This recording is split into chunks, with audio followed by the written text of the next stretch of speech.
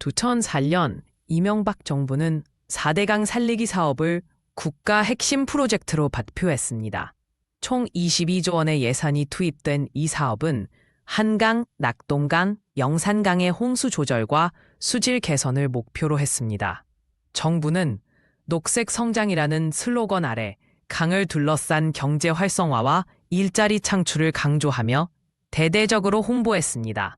그러나 이 사업은 시작부터 환경 파괴와 예산 낭비 논란에 휩싸였습니다.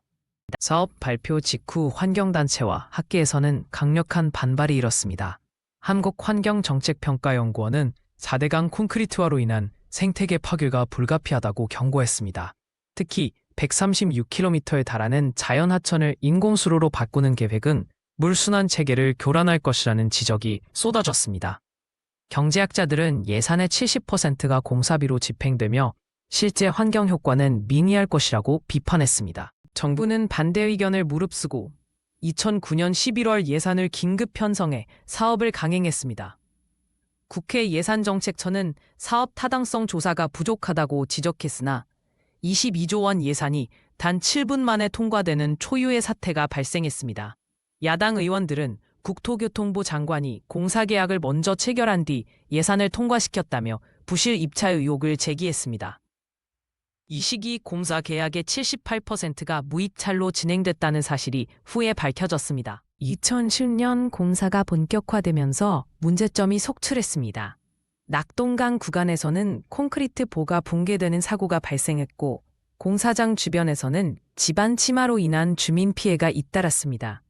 현장 노동자들은 5년 계획을 2년으로 앞당기다 보니 야간 작업이 잦고 안전 규칙이 무시되고 있다고 폭로했습니다.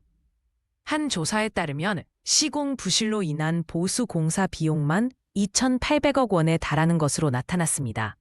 2001년 검찰 조사에서 대규모 비리가 드러났습니다.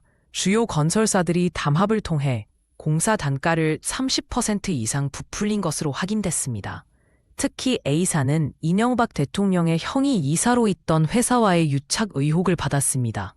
한 전직 고위 공무원은 사업추진위원회에서 특정 기업을 위한 계약 조건이 조정됐다는 증언을 했습니다.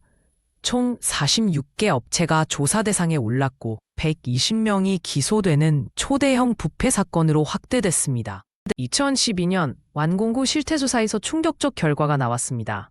4대강 인근의 어류 개체수는 42% 감소했고 15종의 멸종위기 생물들이 서식지를 잃었습니다. 농민은 강물 오염으로 논농사 피해가 연간 70억 원에 달한다고 호소했습니다. 환경부는 사입 전 주장과 달리 수질 개선 효과도 미미하다는 사실을 인정해야 했습니다.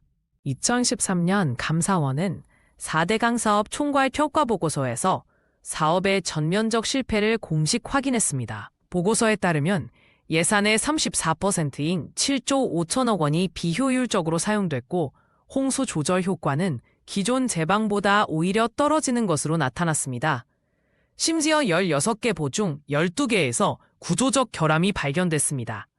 당시 홍준표 국무총리는 교훈을 되새기겠다는 담화를 냈지만 책임 소재는 여전히 불분명했습니다. 사업 종료 18년이 지난 2023년 현재 4대강 문제는 여전히 해결되지 않고 있습니다. 정부는 1조 2천억 원의 추가 예산을 투입해 보수리를 진행 중이지만 환경보건은 여원한 상태입니다.